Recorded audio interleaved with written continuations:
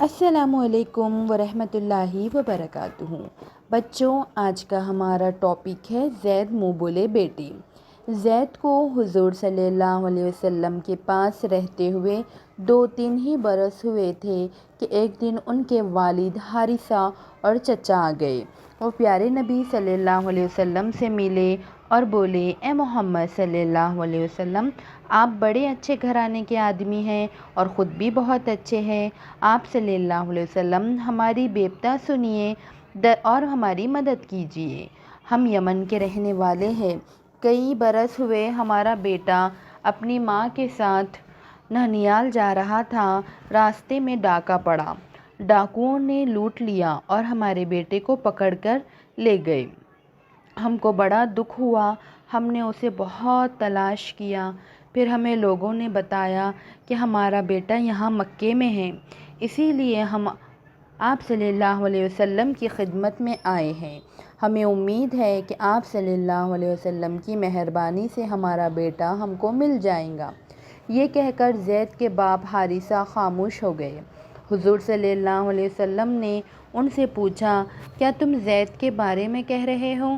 انہوں نے جواب دیا، جی ہاں، زید ہمارا بیٹا ہے اور آج کل آپ صلی اللہ علیہ وسلم کا غلام ہے۔ ہم آپ صلی اللہ علیہ وسلم سے اپنا بیٹا مانگنے آئے ہیں۔ آپ صلی اللہ علیہ وسلم اس کے بدلے جو رقم لینا چاہے لے لے اور ہمارا بیٹا ہمیں دے دے۔ یہ سنا تو پیارے نبی صلی اللہ علیہ وسلم سوچ میں پڑ گئے۔ بات یہ تھی کہ حضور صلی اللہ علیہ وسلم کو زید سے بڑی محبت ہو گئی تھی۔ آپ صلی اللہ علیہ وسلم زید کو اپنی اولاد کی طرح چاہنے لگے تھے۔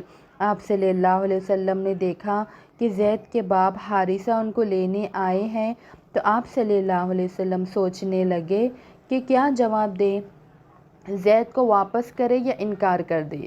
اگر آپ صلی اللہ علیہ وسلم انکار کر دیتے تو حارثہ کچھ نہیں کر سکتے تھے، لیکن آپ صلی اللہ علیہ وسلم بڑے مروت دار انسان تھے۔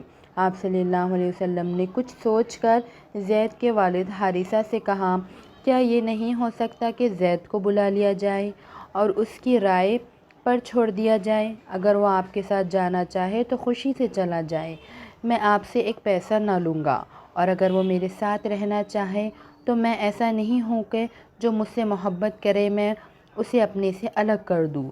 زید کے باپ حارثہ نے یہ سن کر کہا، یہ تو آپ صلی اللہ علیہ وسلم نے انصاف سے بھی بڑھ کر بات کہی۔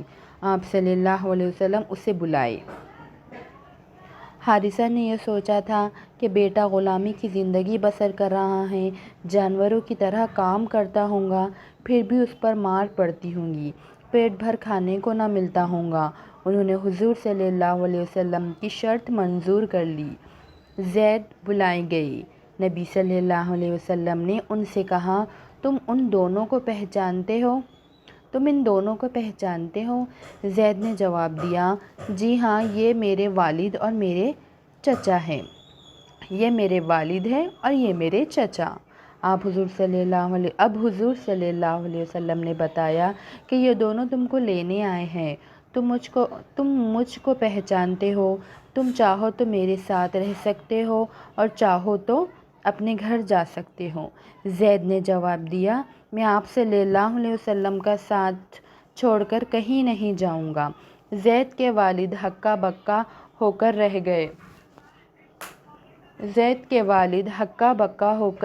رہ گئے، بولے، بیٹا، تم ماں باپ اور گھر چھوڑ کر یہاں غلامی میں رہنا پسند کرتے ہو؟